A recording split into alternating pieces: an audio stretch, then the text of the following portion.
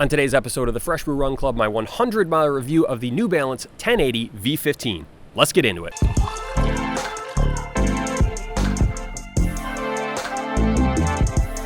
Welcome to the Fresh Brew Run Club. My name is Aaron, and I am back with another 100-mile shoe review. Today, I am reviewing the New Balance 1080 V15. My basement is still under construction, which means I'm outside, and it's February in Michigan, which means it can snow occasionally, so here I am, but I'm not going to let the weather bother me. We're just going to dive into the 100-mile review of the New Balance 1080 V15. So I made an initial run review of this shoe, which is more of a comprehensive breakdown. It was one of the more challenging videos that I've ever made because I just couldn't figure this shoe out. So check that out. I kind of get into detail around some of the technology and some of the stats and the details of this shoe.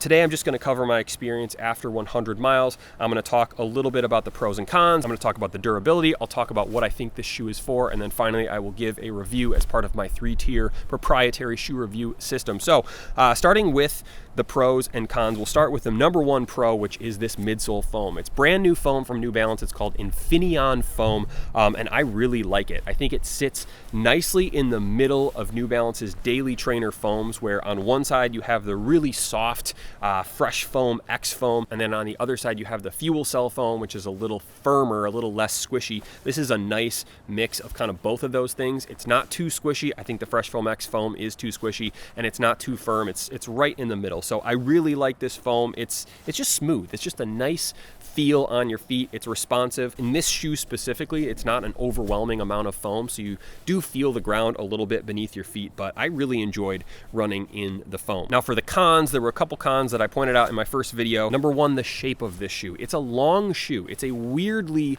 long shoe, and I wouldn't want to size down because I think it would actually be too narrow. So it fits great from a width perspective, but it's very long, and I think it creates some issues with my stride and where the shoe creases on the upper. It kind of gives me a little bit of clown feet vibes, which I don't totally love when I'm running. It's a little too long for my liking. There's some room in the toe box that I wish wasn't there, but I'm afraid of sizing down because I think it would be too narrow around the sides of my feet. Speaking of where the shoe creases, the upper, not the best upper in my opinion. There's just not much structure to it. There's not much shape to it. It's just like kind of a meshy sort of material. It's breathable. I mean, when it gets warm, it's going to be nice. I'll be able to have a little air going on my toes, but it's just not really that structured, and it creases in a weird way on the top of my feet. Over time, I've broken this shoe in, and it's gotten better and it's gotten less noticeable. But right out of the box, the shoe is definitely putting some pressure on the top of my foot because it just flexes or creases in such a strange way, which is a combo of the length and then also the fact that the upper just, I don't know, it just doesn't have a ton of shape, especially in the forefoot area. Good heel lockdown, nice padding on the heel area, but I don't know, the upper and the front of this shoe is very strange to me. Next up, let's talk durability. So these shoes are very durable. It's only been 100 miles. I know a shoe should not be in bad shape after 100 miles, but I always like to just do a quick check-in. The outsole, where I usually wear down the rubber there, is in good shape. It's just a little worn down, but I am not at all worried about breaking through that outsole rubber anytime soon. The forefoot area looks great. The middle of the outsole, which isn't even outsole material, it's the exposed Infineon foam, is in good shape. I was a little concerned that, like, how is that going to hold up? Just this foam is going to hit the ground, but honestly looks pretty good so far. The midsole foam itself looks great. There really isn't much wrinkling or creasing, and then the upper is also in great shape. Mine are a little bit dirty. It's warming up slightly here in Michigan, although not today because it's snowing, but it's warming up a little bit, so I got a bunch of mud on the shoes, but there really is no visible damage. I know some people don't like getting their shoes dirty. I take a lot of pride in getting dirty shoes because it means you have run some good hard miles, you've put in some work, and this is a nice little showcase of that work that you have put in. So what is this shoe for? So I have done a bunch of different types of workouts in this shoe, mostly easy runs, which I think is probably the sweet spot for this shoe. It's not a particularly fast shoe, although this week I did take it out out on a tempo run at my half marathon tempo pace, which right now is about 6 minutes and 30 seconds per mile. And honestly, it was fine. I wouldn't say that this is a fast shoe. I wasn't running my tempo workout and being like, wow, these shoes are really picking up the pace and propelling me forward. But they also weren't like dragging me down. I didn't feel like I was fighting the shoe too much. I wouldn't recommend these shoes as like a speed workout shoe by any means, but if you do need to pick the pace up for a little bit, the 1080 V15 can handle that.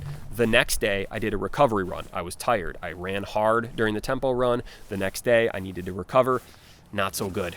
My legs were shot, my feet were sore, and these shoes did not really help a whole lot. Like I said, the foam is a little more on the responsive side, so you're gonna feel the sidewalk or the ground or whatever surface you're running on, you're gonna feel that underneath your feet, which is not something I really want out of a recovery shoe. I would prefer like a max cushion shoe, which these are not max cushion shoes, so that makes sense. Not the best shoe for recovery runs. I do think that these shoes would be good for kind of a more specific use case, and that is someone who is looking for one single shoe to train for a marathon if your goal pace is like 4 to 5 hours, which I know that is very specific, but I think this is a good shoe for that. If that's your pace, if that's what you're looking to run, 4 hours to 5 hours, maybe even more, and you want one shoe, but you want a little bit of cushioning without it being overly cushioned, this is going to be good. It can run the paces that you need to run without being too fast or too slow. When I was training for my first marathon, I ran in one shoe and it was probably a little bit too firm and my feet would hurt. I think this gives you enough cushioning to sort of protect your feet a little bit, but not too much cushioning where the shoe is like unstable or you can't get any sort of speed or race pace out of them. So I think these would be a good shoe for that very specific use case, but also overall they're more of just an easy run shoe that I think anybody can use regardless of your pace. So last but not least, my rating of these shoes. So after 100 miles, I would say that these shoes are a keep 'em, which is kind of in the middle of my rating system. The worst is trash 'em, which means I just get rid of them because they're so bad. The best is buy them again, which means I like a shoe so much that I want to purchase them once again. I don't think I'll be buying these again, but I do plan on running at least 300, 350 miles in these until I can't run in them any longer. They're fine.